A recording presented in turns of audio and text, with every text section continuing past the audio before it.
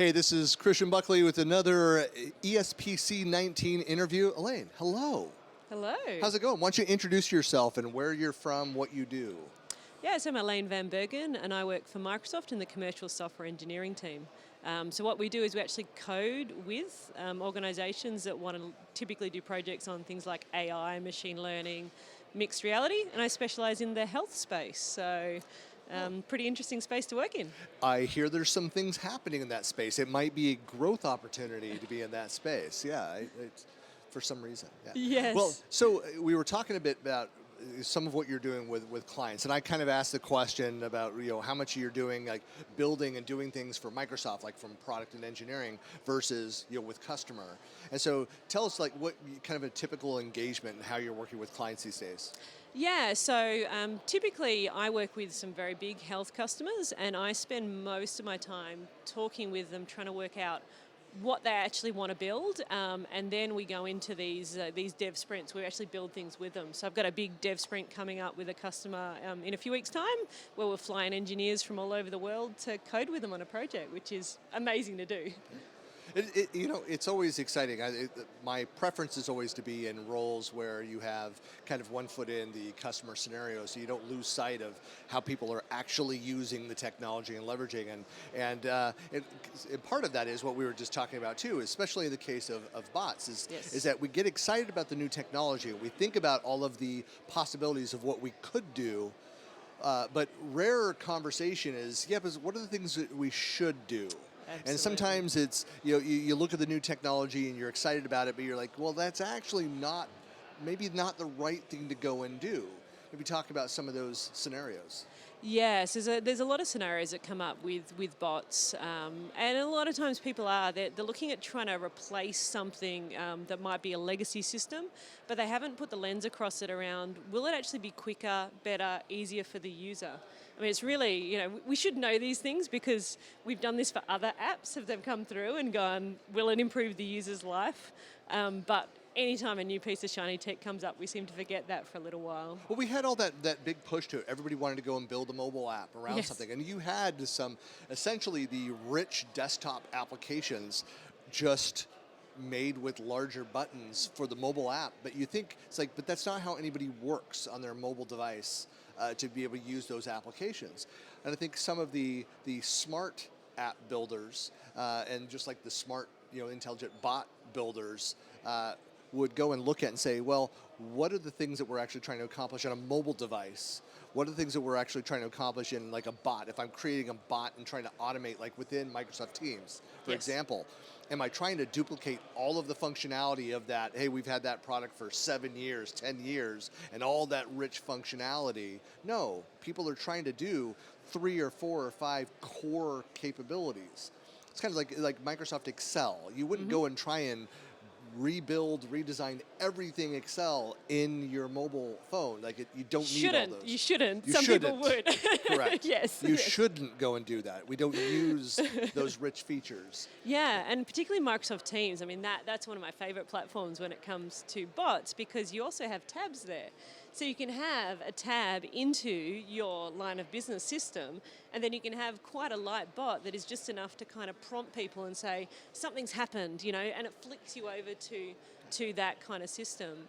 Because I work in health, that can be really critical because we don't necessarily want to pick up patient data, as an example, and shift that into a different system.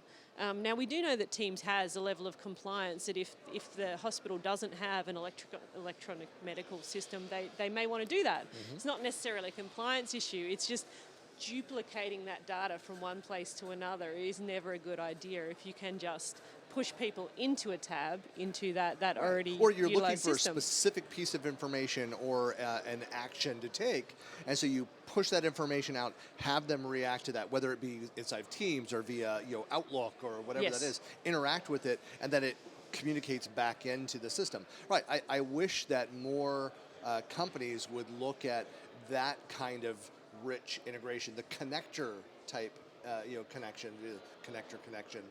Well, so I think of it, so in my mind, so connector is more about consuming information. It's like a one-way, like pulling information back to that conversation. The bot is the two-way interaction. It's the Yes, richer can be, interaction. yes. So, right, it can be. Yeah, and most likely... Should it be? Yeah. In most Yeah. cases, it should be, yeah, absolutely. And I think there's a lot of opportunity there, particularly when you do have these really aging systems that have amazing functionality, but may not be the best place to do those quick interactions anymore. And you can put that modern layer on top of them, whether that's with a bot. The Power Platform is the other place we see a lot of that happening, putting a Power App on top, or even Power BI for that reporting piece to give more flexibility. I have to say that, so your region, so you're based at, where are you in Australia? Down in Melbourne, Australia. Okay, yeah. So down in Melbourne. So I think there's a lot of very kind of high profile, Power Platform MVPs and stuff that have come out of that region. So I reached out and was talking with Colmsey, with, I guess, Colmsies. Yes. About doing an interview. So if you don't know, Paul Colmsey, a good friend of ours as well, and his daughter actually is also an MVP as well. She's at university now, but both of them in the business applications and the Power Platform, kind of that area. But there's just a lot of activity, which is actually not surprising because a lot of the people, and I think of like John Liu down in region as well.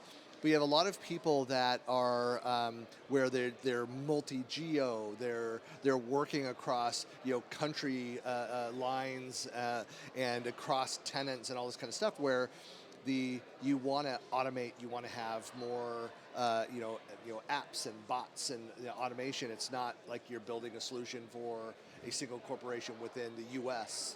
that it's, you don't have those boundaries. So you need that flexibility. You need a more dynamic solution that's going to go and automate to simplify some of that. Yeah, and I think also there's an element of doing more with less, and again, because I work in healthcare, a lot of the times it's, are we going to buy this life-saving machine or are we going to build this little IT project? And if you can do something simple that achieves the same result with Power Apps, why wouldn't you use that platform instead of custom coding something which opens up all this additional risk? I like that idea too of building more efficient solutions in general. I mean, it used to be, it's like, well, if we sell the entire, just the rich app to all of the users within the system, it's like there's more licensing revenue from Microsoft and the other vendors. Like, right, but then they're underutilized. They don't renew at the end of their EA. I mean, it's not a good model. It's not a healthy model. If you build richer solutions that might have less functionality when comparing the two, but it's core to what they need, they're going to be happier. They're more likely then to expand its usage and continue using that. Yeah, I mean, whether it's a bot or a Power App or whatever you build, if you have happy users, you've done the right thing. Happy users are a good thing, says Elaine.